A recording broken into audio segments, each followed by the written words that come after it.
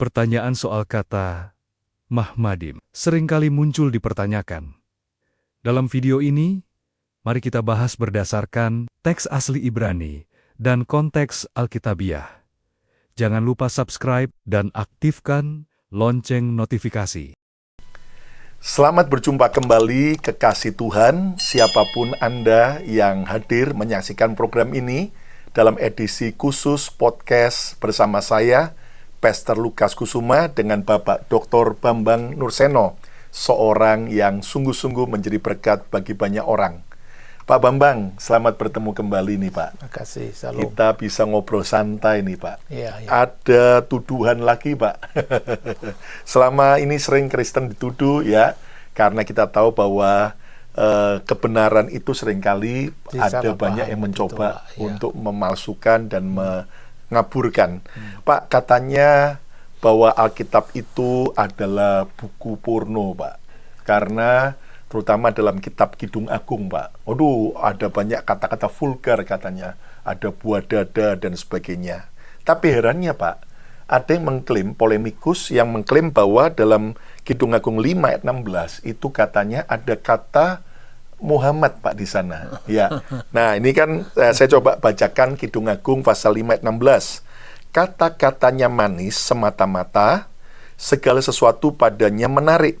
Demikianlah kekasihku, demikianlah temanku, hai putri-putri Yerusalem. Nah, bagaimana pendapat Bapak? Iya, pertama-tama kalau soal ada nama Muhammad itu tidak betul. Karena dalam teks aslinya wikulu mahmadim, segala yang ada padanya sangat menarik. Jadi mahmadim itu artinya menarik. Tidak ada kaitannya dengan Muhammad. Karena setiap bahasa serumpun itu kan punya kemiripan. Ibrani dan Arab itu serumpun. Tapi apa yang di Ibrani serumpun dalam bunyi belum tentu artinya sama. Sebab kata mahmadim dalam bahasa Ibrani itu artinya menarik, sesuatu yang tidak berkaitan dengan terpuji. Sementara kata Muhammad, Ahmad, ya itu dalam bahasa Arab akar katanya adalah terpuji. Ya, kata terpuji dalam bahasa Ibrani bukan mahmadim, bukan. Misalnya, ya hodu ladunai ha adonim kile olam hasdu. Misalnya di dalam Mazmur 136, hodu itu artinya bersyukurlah. Bersyukurlah atau pujilah. Halel itu misalnya haleluya, terpujilah Yahweh, terpujilah Tuhan. Itu tidak ada kaitannya dengan Muhammad. Muhammad dalam konteks Kidung Agung itu artinya segala yang ada padanya wikulu mahmadim. Itu bahasa aslinya itu bahasa Ibrani. Jadi kemiripan memang tidak harus diartikan sama. Hiko mamtakim wikulu mahmadim zehtuti wa zehrai binut Yerusalem. Jadi itu puji-pujian pengantin laki-laki dengan pengantin perempuan dengan pengantin laki-laki. Itu kan sesuatu hal yang sifatnya manusiawi. Dan teks kitab suci dalam Kristen itu tidak dipahami dalam makna wahyu yang turun dari surga didiktekan oleh malaikat. Itu kan wahyu dalam konteks Islam. Dalam konteks Yahudi misalnya ada ungkapan Dibra Torah Keleson Bini Adam. Taurat itu berbicara kepada manusia dalam bahasa manusia, kepada kita dalam bahasa manusia. Maka bukan malaikat mendiktekan kepada nabi-nabi seperti dipahami dalam konteks Islam. Kalau dalam Perjanjian Baru segala sesuatu yang kitab suci itu diilhamkan oleh Roh Kudus. Jadi pengilhaman itu penulis-penulisnya dengan latar belakangnya masing-masing dipimpin oleh inspirasi Roh Kudus untuk menyatakan kehendak Tuhan lewat pengalaman-pengalaman manusia. Betul. Termasuk pengalaman cinta kasih. Jadi orang Yahudi yang paling saleh sekalipun para rabi Yahudi itu tidak pernah mengatakan kitab Kidung Agung kitab porno. Jadi sesungguhnya definisi porno itu ada di mana sih? Dulu karena pernah di Indonesia itu ada ramenya rancangan undang-undang anti pornografi. Porno itu ada di otak kita, di otakmu. Tidak pada di jenis kelaminmu. Wah, ini jenis kelamin porno itu ada di otak kita sendiri. Tidak ada di jenis kelamin. Jenis kelamin itu adalah pemberian Tuhan. Ya. Manusia diciptakan itu laki-laki dan perempuan. Laki-laki dengan organ tubuhnya sendiri yang khas, perempuan dengan organ tubuhnya sendiri yang khas. Jadi kalau nggak disebut payudara, mau disebut dengan apa lagi? Memang namanya itu. Jadi artinya kesan itulah yang menciptakan itu porno atau tidak. Misalnya sekarang payudara itu di mata orang yang kalau dalam bahasa muslimnya bukan mukrimnya itu porno. Tapi kalau payudara untuk menyusui anak bayinya itu kehidupan, bukan pornografi. Jadi sekarang konteksnya di mana? Jadi seperti itu ya. Jadi memang susah ya kalau orang mencari-cari salahnya orang. Padahal orangnya nggak salah, yang salah dia sendiri itu. Salah metodologinya, apa sesat berpikirnya. Jadi kemudian orang lain yang disalah-salahin. Jadi pertanyaannya, marilah kita menegakkan ortodoksi kebenaran agama kita masing-masing. Bisakah tanpa harus memojokkan orang lain? Betul. Jikalau kita meyakini kitab suci kita, iman kita, tanpa kita harus menyalahkan orang lain, berarti kita benar. Betul. Tapi kalau kamu mencari kebenaran, atau lebih tepatnya pembenaran, hanya bergantung pada salahnya orang lain, berarti yang bermasalah itu dirimu sendiri. Betul. Lebih bermasalah lagi. Kitab suci disebut porno, ya kitab porno disebut porno, tapi mencari nabinya di kitab porno itu lebih kacau lagi. Ya, tapi coba saya tunjukkan. Kalau kata Mahmadim tidak bisa diartikan Muhammad. Pernah nonton film Naruto, Pak? Oh iya.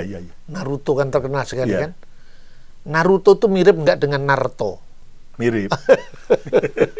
Tapi beda. Jangan-jangan Naruto orang Mojokerto itu menuntut royalti kepada film Naruto karena namanya ada di situ. Kan tidak seperti itu. Dan konteksnya apa? Saya berikan contoh ini misalnya. Kalau tadi segala yang ada padanya menarik. Wikulu Mahmadim. Kita mencari kata Muhammad di dalam teks kitab suci yang lain artinya apa? Misalnya ya, saya membacanya misalnya dari kitab Hosea pasal 9 ayat 16. Artinya, Efraim telah dipukul, akarnya telah menjadi kering. Mereka tidak akan menghasilkan buah. Bahkan sekalipun mereka melahirkan anak, buah kandungannya itu artinya maka aku akan mematikannya. Bahkan ketika mereka melahirkan anak, ya, itu buah-buah kandungannya yang berharga, itu bahasa aslinya apa? Mahmati bitnam. Jadi mahmatinya akan dibinasakan. Yang berharga dari buah kandungannya di sini diartikan berharga. Masa Muhammad dari buah kandungan mau dihancurkan? Kan ya tidak. Ini artinya kan senjata makan tuan, karena teks ini tidak ada kaitannya dengan nama nabi manapun. Contoh lagi, Yesaya pasal 9 misalnya ayat 6 ya. Sebab walaupun mereka mengelakkan diri dari pemusnahan, Mesir akan mengumpulkan mereka, Memphis akan menguburkan mereka, rumput akan menutupi barang-barang perak mereka yang berharga, onak akan tumbuh dalam kemah-kemah mereka. Hosea 9 ayat 6. Di mana ada kata mahemat di sini? Barang-barang mereka yang berharga itu mahemat.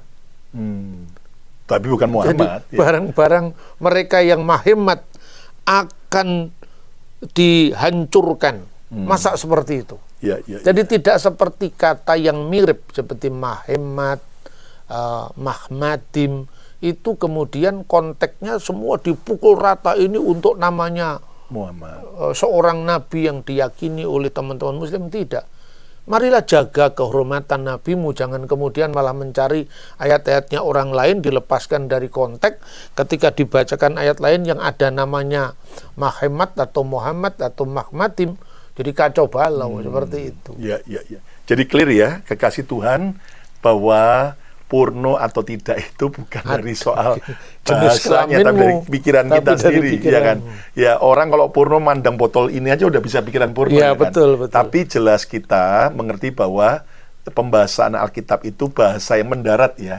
Itu antara hubungan Salomo dengan Sulamit yang jatuh cinta sebagai suami istri. Jelas itu sesuatu yang normal. Tetapi justru juga dalam kitab Kidung Agung tidak ada kata Muhammad, karena di situ jelas berbeda sekali. Jadi kita harus tidak ada nama Muhammad dalam pengertian Nabi. Ya. Jadi paham sekali ya, kita harus jadi orang beriman tapi juga cerdas, dan kita tahu bahwa Kidung Agung juga punya makna bahwa Salomo itu adalah gambaran Tuhan kita yang mengasihi kita seperti kita adalah gerejanya Sulamit, di mana saat kita betul-betul mau meresponi kasih daripada Tuhan kita Yesus, maka kita akan mengalami yang terbaik. Hari ini, jika Anda mau menikmati kasih yang sejati, kasih yang sempurna, bukalah hati bagi Tuhan Yesus yang sungguh rela berkorban buat kita di kayu salib. Dan barang siapa percaya pada Yesus, ia akan diselamatkan. Dan ayo kita makin setia ikut Yesus, jangan pernah goyah, sekali Yesus tetap Yesus. Saya Pastor Lukas Kusuma dan Bapak Dr. Bambang Nurseno mengucapkan berkat Tuhan. Sampai berjumpa kembali. God bless you all.